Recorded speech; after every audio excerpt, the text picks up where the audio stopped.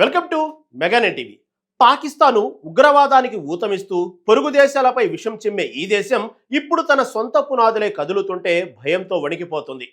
ఒకవైపు ఆర్థిక సంక్షోభం, మరోవైపు రాజకీయ అస్థిరత పాకిస్తాన్ను పట్టి పీడిస్తుంటే ఇప్పుడు వారిని నిద్రపోనివ్వకుండా చేస్తున్న అతిపెద్ద సమస్య బెలూచిస్తాన్. అవును, ఆగస్టు 11వ తేదీ బలూచిస్తాన్ ప్రజలకు ఒక పవిత్రమైన రోజు. ఇది వారి స్వాతంత్ర దినోత్సవం. దశాబ్దాలుగా పాక్ సైన్యం చేస్తున్న అణచివేతను, దారుణాలను భరిస్తూ వస్తున్న ఆ ప్రాంత ప్రజలు ఇప్పుడు తిరుగుబాటు బావుట ఎగరవేశారు. అసలు పాకిస్తాన్కు బలూచిస్తాన్తో ఉన్న వివాదం ఏంటి? ఒకవేళ బలూచిస్తాన్ గనుక పాకిస్తాన్ నుంచి విడిపోతే పాక్ భవిష్యత్ ఏంటి?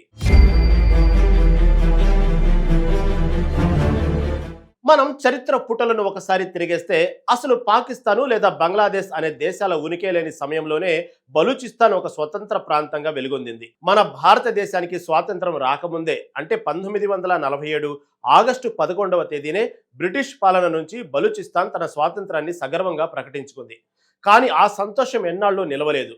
1947 చివరిలో పాకిస్తాన్ తన క్రూరమైన బుద్ధిని బయటపెట్టింది. బలవంతంగా మిలిటరీ బలగాలను ఉపయోగించి బలూచిస్తాన్ను తమ దేశంలో విలీనం చేసుకుంది.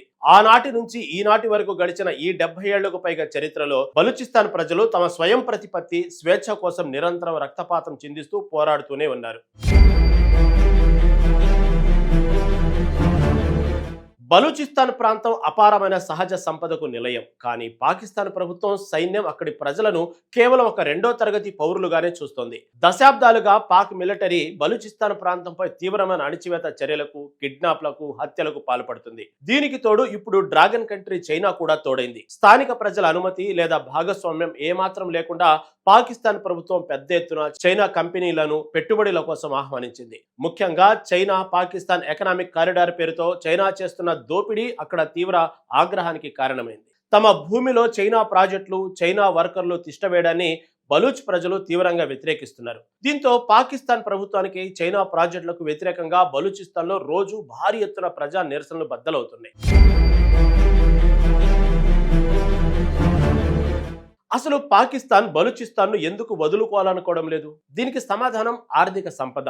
వరల్డ్ పీస్ యునైటెడ్ రాయబారి పర్విందర్ సింగ్ వెల్లడించిన షాకింగ్ వివరాల ప్రకారం బలూచిస్తాన్ భూభాగంలో బంగారం, విలువైన రాళ్లు, అత్యంత ఖరీదైన ఖనిజ వనరులు సమృద్ధిగా నిక్షిప్తమై ఉన్నాయి. మీకు తెలుసా, పాకిస్తాన్ తన ఆర్థిక పునాదిలో దాదాపు 75% ఆదాయాన్ని కేవలం ఈ ప్రాంతపు వనరులపైనే ఆధారపడి పొందుతుంది. చైనాతో సహా అనేక దేశాలకు ఖనిజాల ఎగుమతికి బలూచిస్తానే అత్యంత కీలకమైన కేంద్రంగా మారింది. ఒకవేళ నిజంగానే బలూచిస్తాన్ పాకిస్తాన్ నుంచి విడిపోయి స్వతంత్ర దేశంగా ఏర్పడితే పాకిస్తాన్ ఆర్థిక వ్యవస్థ పేకమేడలా పూర్తిగా కుప్పకూలిపోయే ప్రమాదం ఉంది. అందుకే పాకిస్తాన్ తన ప్రాణం పోయినా సరే బలూచిస్తాన్ పై నియంత్రణను వదులుకునేందుకు సిద్ధంగా లేదు.